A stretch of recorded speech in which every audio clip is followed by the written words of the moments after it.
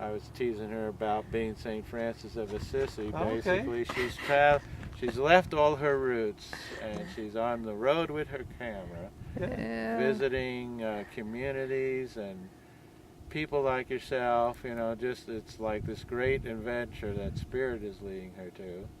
And she just immediately shifted gears at brunch, and here she is to document all this. Welcome to the Nicho on the Aravaka Road. Thank you, John. So great. One of the oldest roads around, and this mountain farther in front of us is where the first library was located in Arizona by the Colt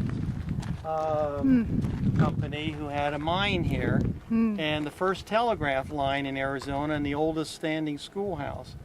And this was actually an Indian village where we're going to go several centuries ago, and then came the Spaniards, and then came the Mexicans.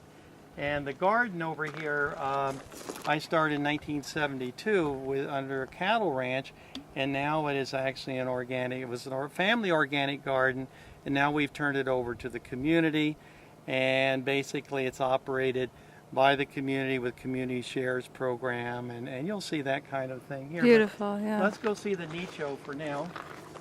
Probably the first roadside stop area.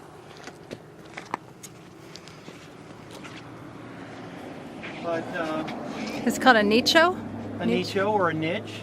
Oh, in many of the houses in Patagonia, if you go in, there's like a little tiny one of these called a nicho, and people will put a little shrine or something in there. But this was the first roadside rest area, because even people when they're traveling by horseback, they would find kind of a sacred place and they would build this. Now these are people who may have died coming across the border here, the immigrants, and sometimes the family will come and put the hats of those that have departed. Or maybe a migrant coming through here might leave this as a good luck to get to where he wants to go. So these hats have a real symbolism to them, and you can see that they've been left here, and each one of them for a reason. And so they'll have a patron saint, or they'll have the Virgin Mary. And they left a jug of water. Is that an offering or? Well, no, for somebody coming through that might need water. Yeah, I've seen that gesture. What we do is we put out water for the migrants, because we have maybe 300 or 400 people die in the desert here. This is the area that you always read about where the migrants are coming through, between here and a couple mountain ranges over. And once they get further up, they're up in 105, 110 degrees, and they don't last very long. So there's water stations out here for them.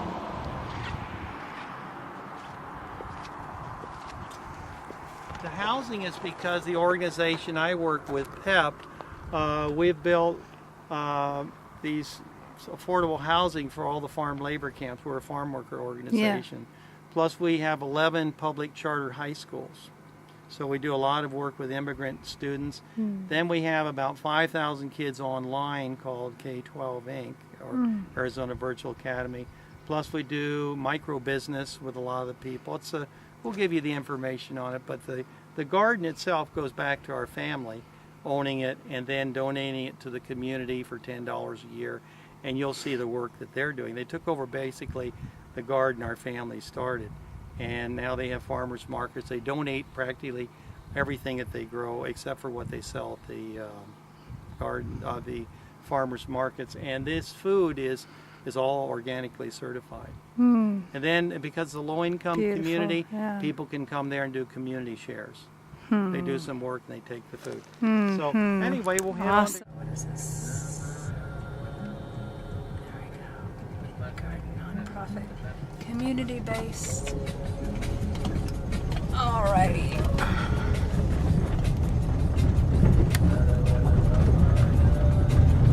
This is great. I love little paths like this. Especially when they're covered. Mats.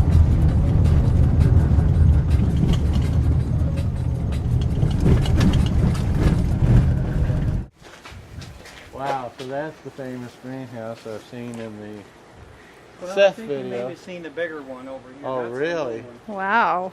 Holy cow, no. That's a little one. That's a little tiny baby. Yeah.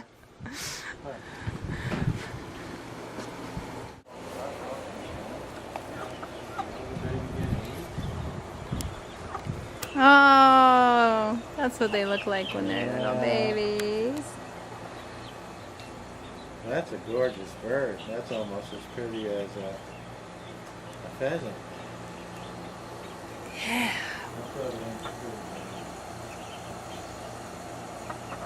Hello. Hi, sweetie. Hi. Hi. You want to come with us? Come on, let's go.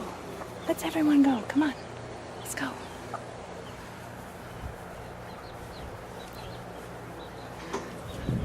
Come on. They're coming. Come on. But once again, you'll find most of our tomatoes aren't even in here.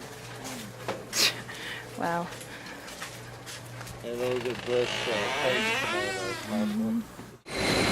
But we don't use any kind of heating here at all. These fans Really? Wow. keep enough circulation. Huh.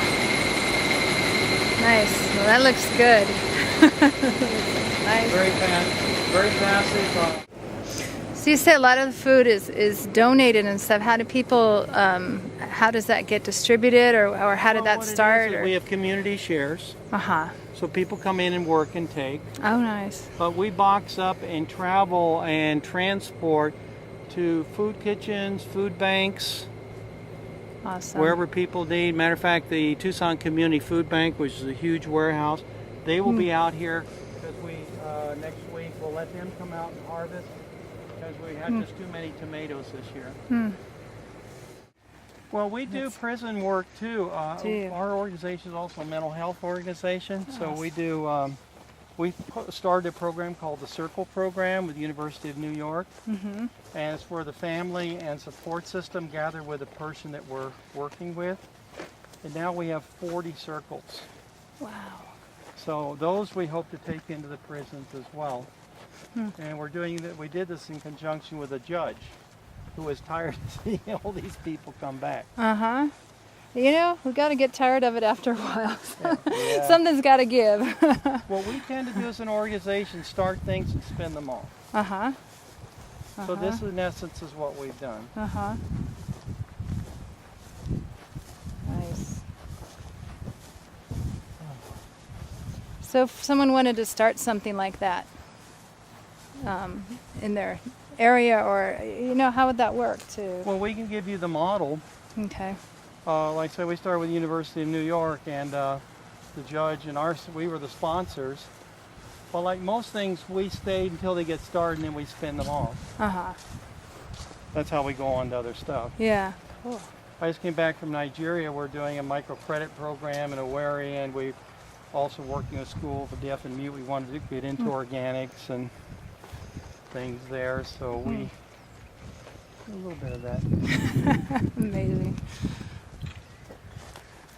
So we build all of this stuff ourselves, our staff build everything. Oops. Let's see. Let's ask you. Let's ask you. If I back, I'm bleeding. Are you?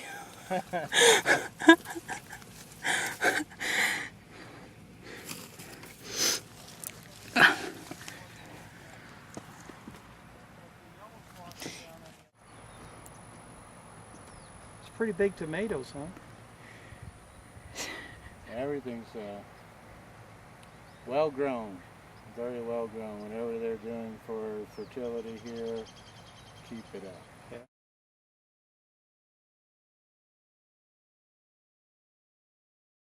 Say you were over visiting, and you'd Well, I'll recommend put you up come all over the visit. pictures that we took today.